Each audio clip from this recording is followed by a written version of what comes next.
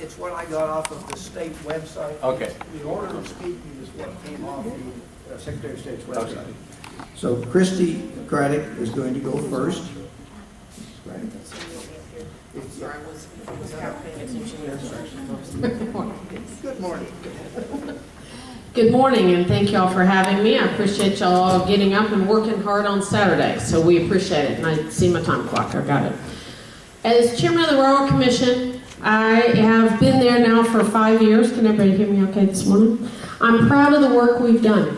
We've done a lot since I've been there in the last 5 years, and I think there's some things to be accomplished, which I'm going to touch on in a minute. I've stood for what I consider common sense rules and regulations as we've been at the commission, meaning we want to make sure people aren't overregulated, people are paying what they should appropriately, but common sense rules and regulations for the oil and gas industry.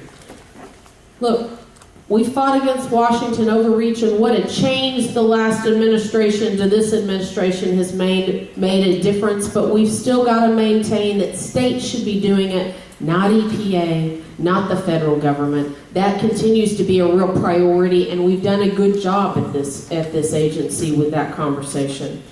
Funding's been a big challenge for us as the agency. We are fee-based from industry only. It's the only place we get our dollars from, and we want to have appropriate funding so we can have regulators be out and make sure we've got people out who are inspecting appropriately. We want to protect the environment. That's important to us. But we also want to make sure we're not overcharging people. So having that balance of funding has been important. We want to pay people appropriately so we don't continue to lose them to other state agencies, quite frankly. That has been a real challenge for us. We are managing to do that in a better job. We got through sunset. So some of you know that every state agency goes through a sunset process. We got through a sunset process finally, and I was glad to lead that charge because I think this is, I always say, the most important agency in the entire state when you look at oil and gas. And look, the biggest challenge, I think, and the one thing we've done appropriately and done well and are continuing to focus on is transparency. IT upgrades so we have more information available to the public is very important to us. Getting out and explaining what we do as an agency and how important this agency is to the state is very important to us. So when you look at the energy industry today, you've got to remember it is 27% of the state's economy. The biggest sector of the economy is the energy industry in this state. It needs to be appropriately funded and managed well. And so the things I think that I want to continue to do is maximize our efficiencies and our transparency. Continue to work against and make sure we're doing the federal government's job in this state and get them out of our state. Support educational paths for more jobs because we need more people in this industry, and keep Texas on a path to prosperity. I want to mention real quickly some of the people that have endorsed me, and I appreciate the endorsements. Governor Abbott's endorsed me and endorsed me early. Empower Texas has endorsed me and endorsed me early. We the People have endorsed me and endorsed me early. All Right to Life groups have now endorsed me. Northeast Tarrant T has voted unanimously for me, and so voted for me this morning and announced that. So I've got a lot of great conservative groups. And I appreciate the support that they've given me, and I appreciate the support going forward, and I would love the support of this group. So I look forward to questions, and thank you all this morning.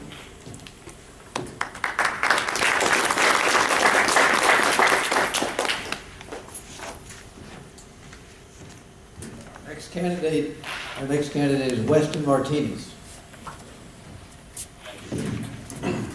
Well, good morning. Glad you guys are here today. It was a cold morning out here, and man, I wish they had a better breakfast down at the hotel.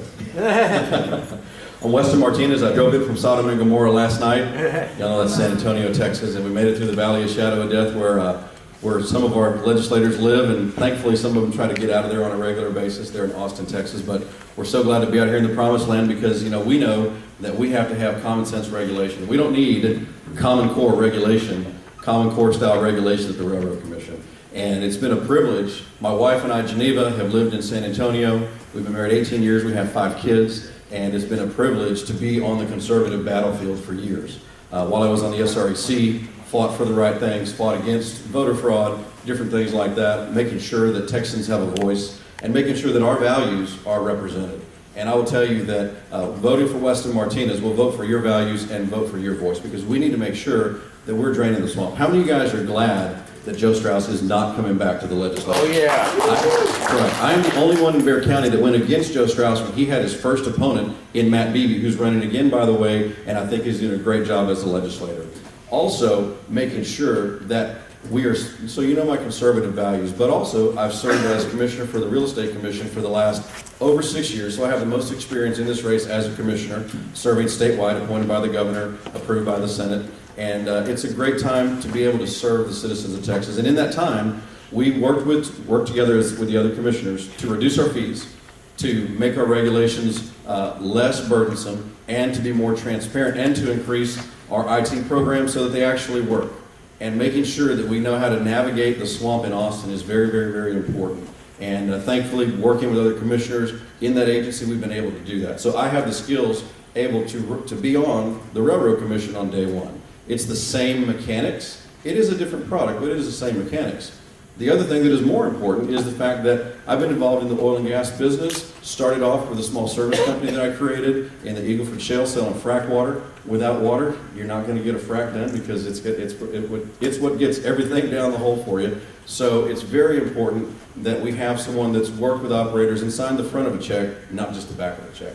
And in that time, I ran across things like focusing on private property rights. There's a thing right now with allocation wells, and there's a rule called Rule 40 that we need to address. And if we address that, that'll allow us to help have more private property rights stand at the front. You shouldn't be able to be a big operator and have more level of importance than small operators. It's not the way Texas was founded. It's not the way Texas works. And, at the Central Texas Republican Assembly that I'm a member of, we talk about small government, we talk about limited government, and we talk about making sure that we have individuals that are serving, that their desire is to be a servant leader. And it's very important that as we move forward in this agency, we have to make sure that we're focused on a couple of things. One, we need to make sure we're focused on transparency.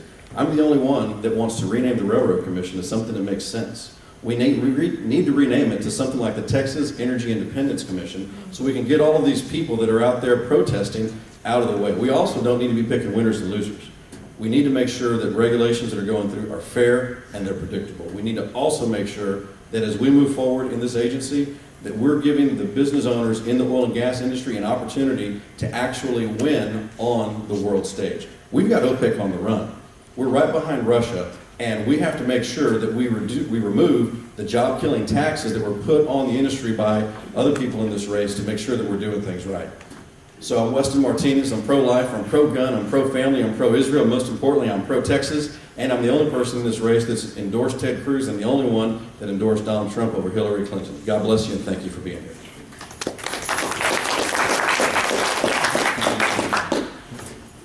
We will now take this. Okay, I can get closer. We will now take questions from the members of the candidates. They have their microphone. You may address a question to both candidates or to either of them. If you address it to one of the candidates, the other will have a minute response. But the questions have a 2-minute response from the candidates. Steve? Yes.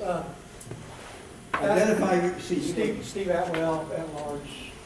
Tarrant County. In the past couple of years or a few years, we've had in the headlines these alleged man-made earthquakes. And suddenly they have disappeared from the front page.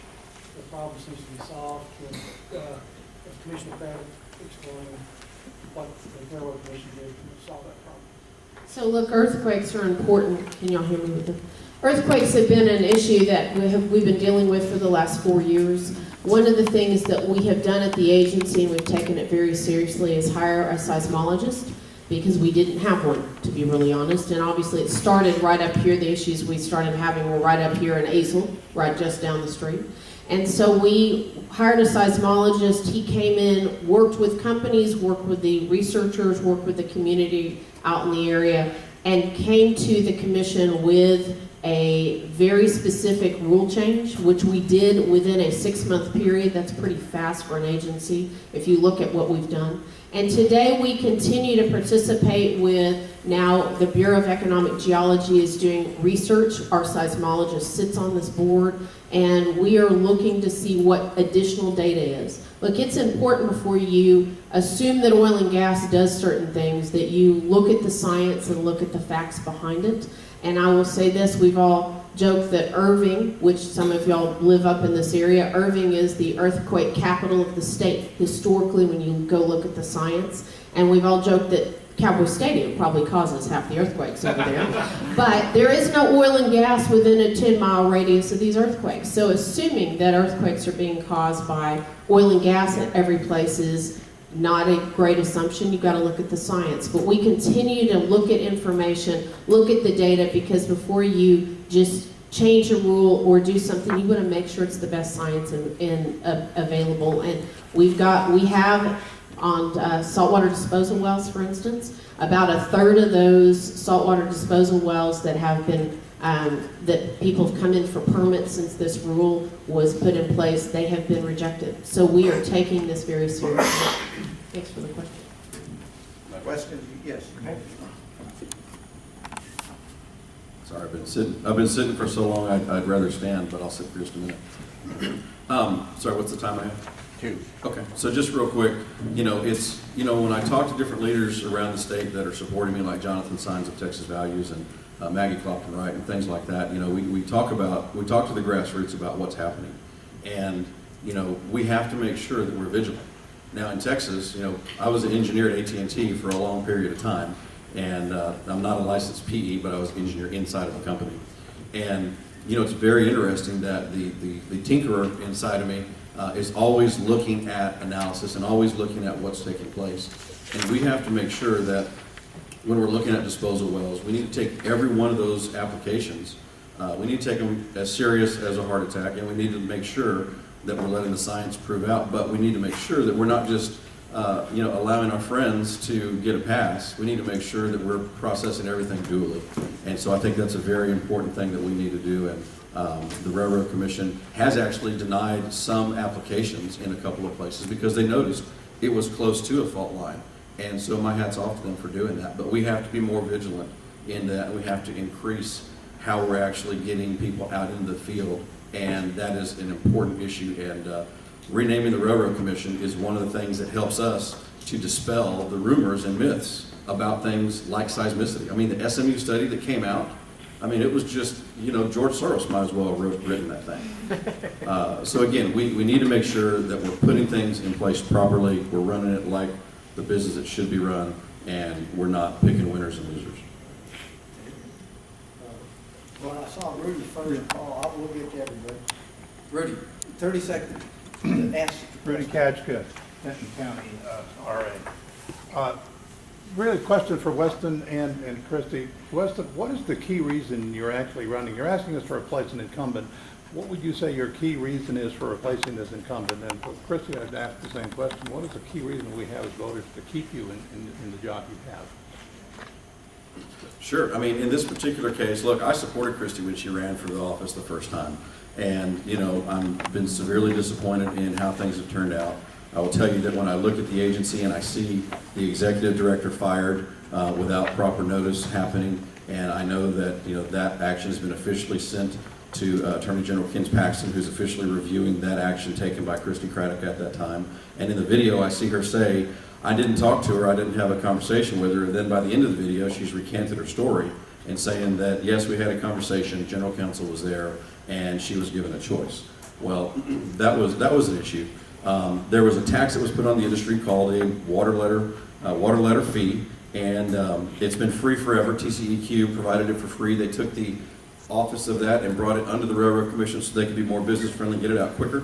And when they went in there and did that, again, it was done for free forever, and now they've increased that fee and put a tax on the industry, and it generates about $3 million in tax fees a year. If we're going to beat the Russians, we can't allow job-killing items like that to come into place. But in addition to that, we were watching some of the things that were taking place.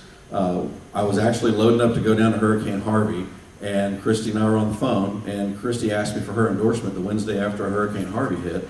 And, you know, when the eyes of Texas should have been on the victims, you know, I had somebody over here that was worried about their political campaign, their political future, and to me that was the straw that broke the camel's back. But when I talk to people in the industry and they're afraid, and they tell me that, you know, they're afraid of retribution, those are some of the key issues that I think are important. And you know, when you have her not recusing herself on issues just like this last week, where she got over $30,000 from a company called Occidental and didn't disclose it and didn't recuse herself, you know, there's things like that that it's just not right for Texas, and it's not our Texas values. I appreciate the question. So I will say this on the negative attacks that my opponent's putting together. You know, I appreciate that he may not like me personally, but I disclose everything I need to do at the Ethics Commission. He's making false accusations about an employment issue. The lady, by rights, resigned, and that is her right to do so, and I appreciate being respectful of her.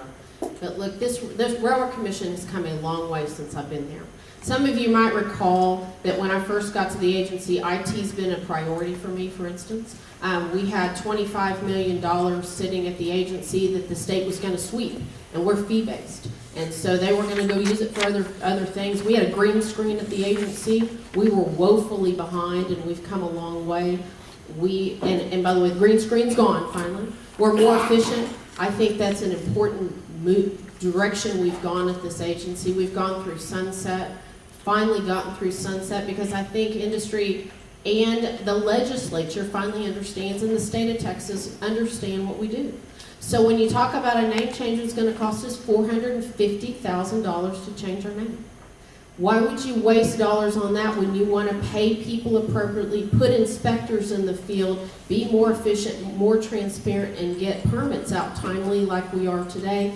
That, to me, are priorities we ought to be doing at this agency instead of talking about negative attacks. So I think we've done a good job. There's still always things to be done, and we need to be more aggressive about talking about what we do as an agency and being out in the field. That's one of my priorities, and it will continue to be so.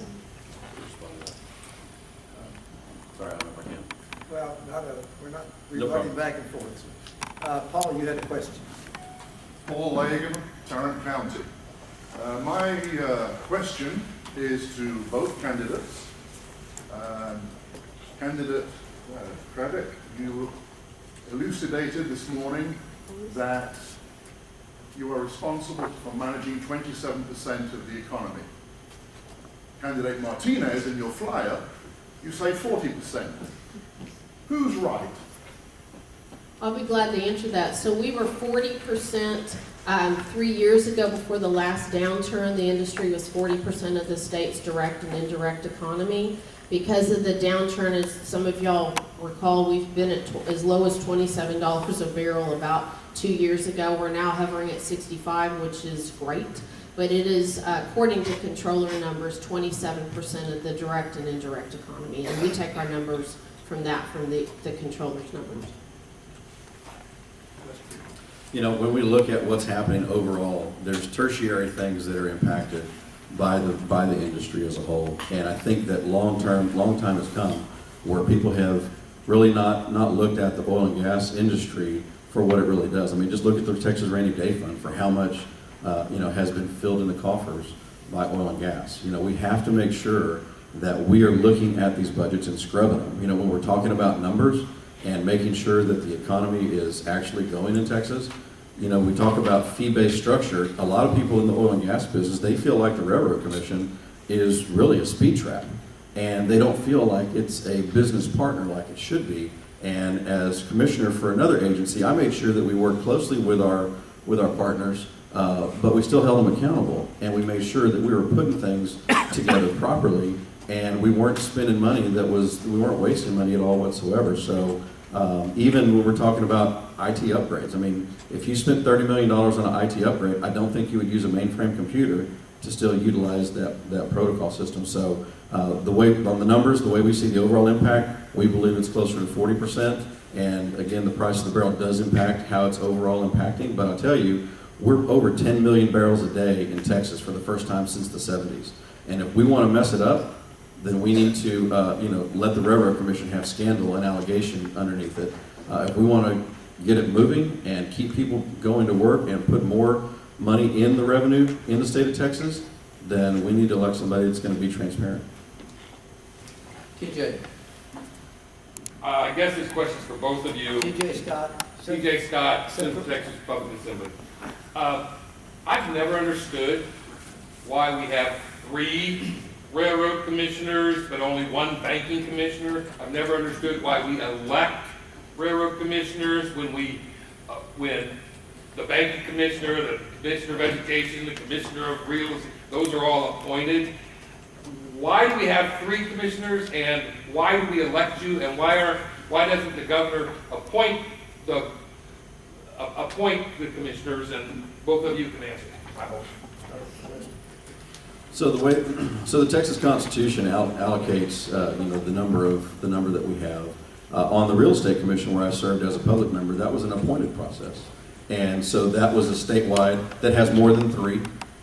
And, you have to be confirmed by the legislature, and you do all the background checks and all those kinds of things. And that's all a good process, I would say.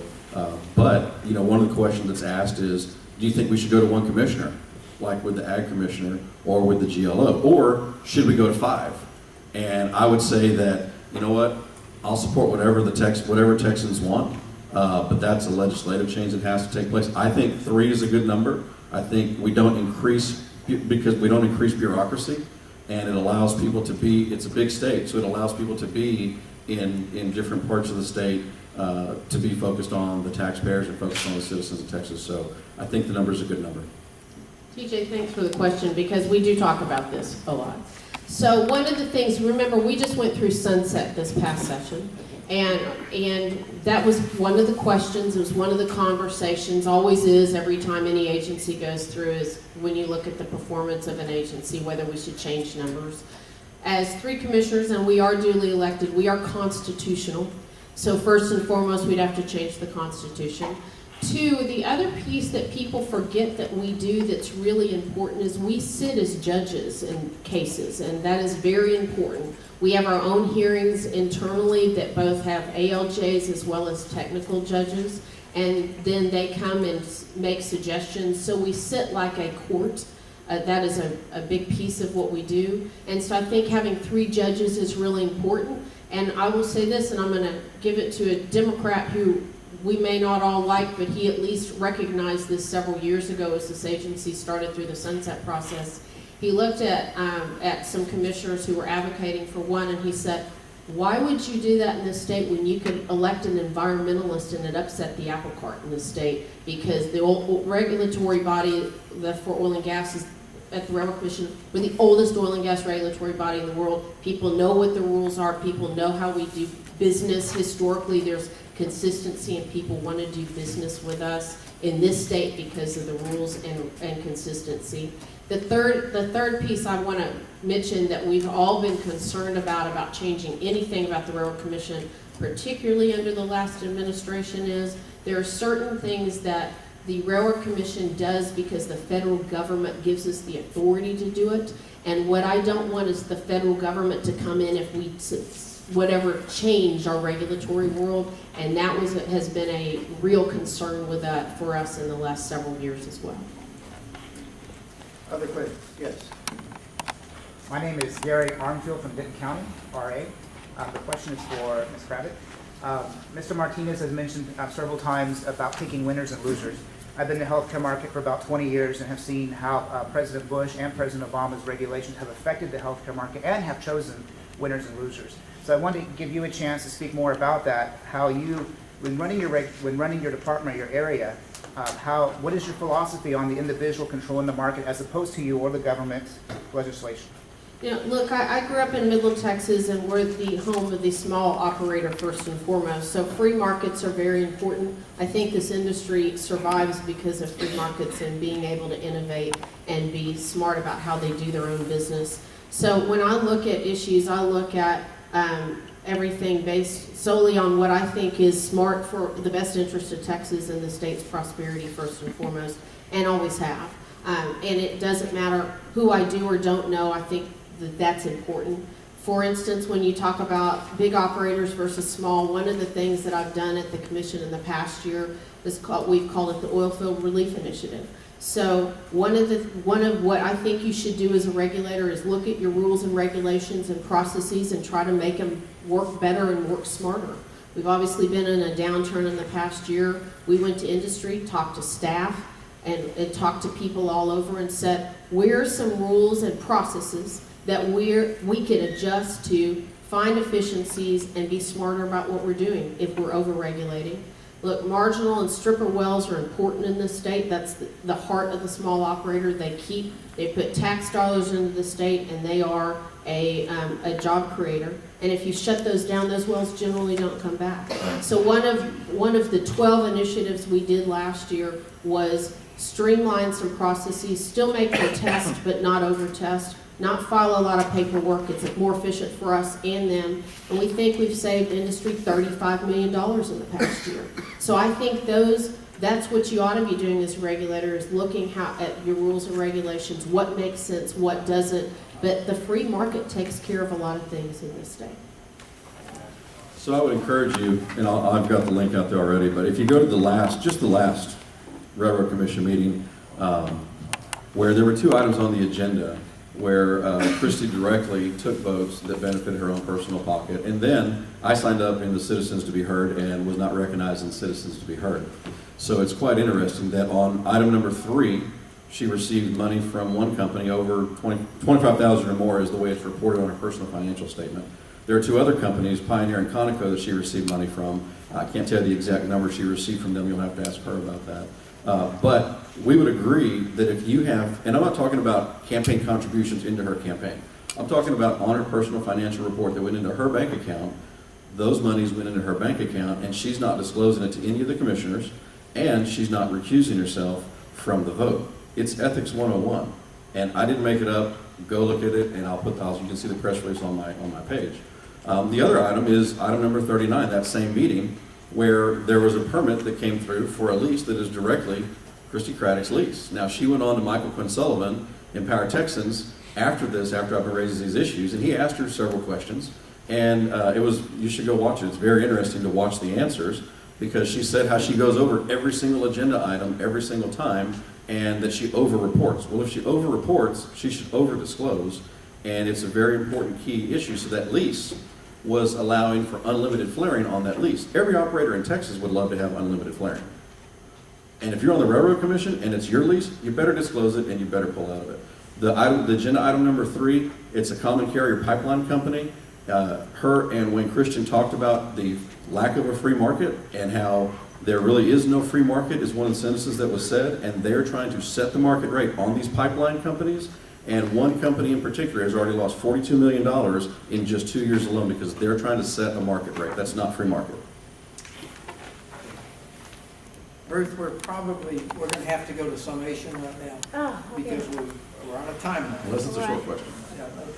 Can I do it? Is it very, yes, one question. Okay, well, basically, about the immigration, Texas is huge in immigration right now. 40%, I think, of the whole population is immigrant. Well, but that's not an issue for the railroad. Yeah, because the E-Verify program, it's been going through the House, I believe. How do you feel about the immigrants and the labor and employing illegal immigration and stuff like that? So let's do that in about 30 to 45 seconds. Sure, 30 seconds, real quick. Again, I'm the only one that endorsed Ted Cruz, the only one that endorsed Donald Trump, and I support the wall. All my family came here legally, so I support legal immigration, and I'm the one that doesn't support NAFTA. We need to kill it. We don't need to rework it. We need to just flat out kill it and get it out of our lives. So I appreciate the question, and as an agency, we follow the federal laws, which means we make sure, for us, we have background, and that is required actually of contractors who do business in front of the agency as well. I think that I've supported Trump historically, continue to support Trump, and think he's doing a very good job, and I appreciate his stance on it. Thank you for the question. Okay, we're going to go to summation, 2 minutes, and y'all can come up here, and we'll go in the reverse order. Since you started, Weston will let you finish.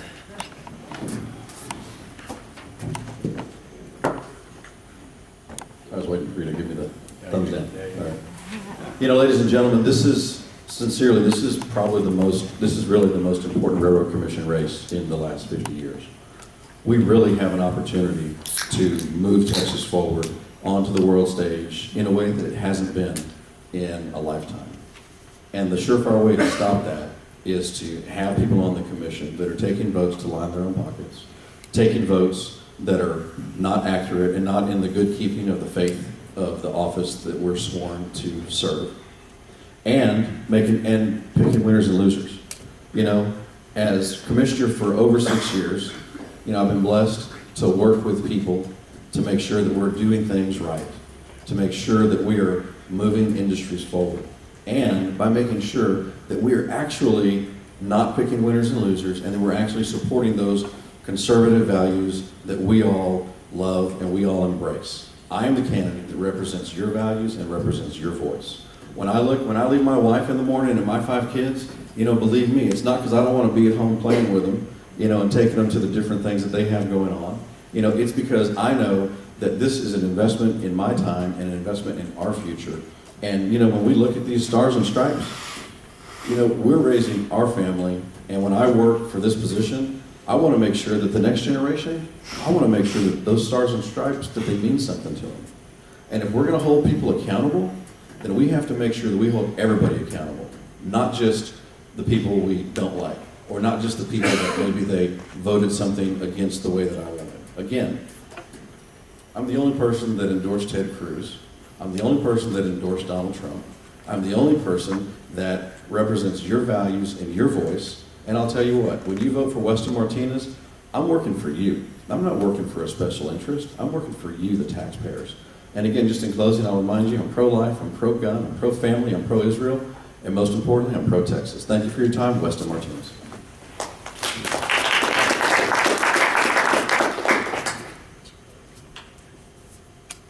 Well, thank y'all for taking the time. As I stated and as I started, I think this is the most important agency we've got. And I say that because it's the job creator in the state. It puts more tax dollars in the state than any other industry that exists. And it also is the greatest industry, I think, to be in. I grew up in this industry. It's the greatest industry to be in, and there's a lot of opportunities going forward in this industry. This state's leading, and it needs to continue to lead, and the Railroad Commission is the leader.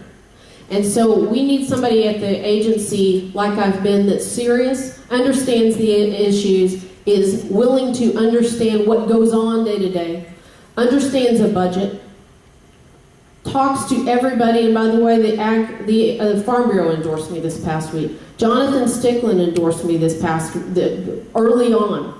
There are a lot of people that have endorsed me because they think I've done one of the best jobs of any commissioner that we've had in a long time at this agency. I'm there because we need somebody who understands what's going on and is willing to make some hard choices if that's the consideration, but go forward with their conservative values, run it like a business, and do some really smart things at this agency.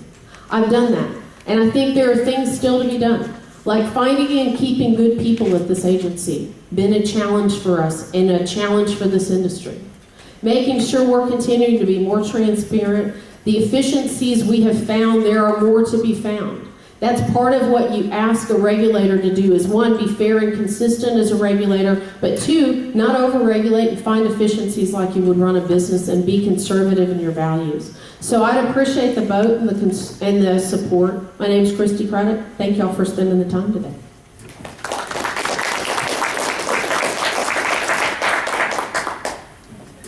We'll now move to the vote.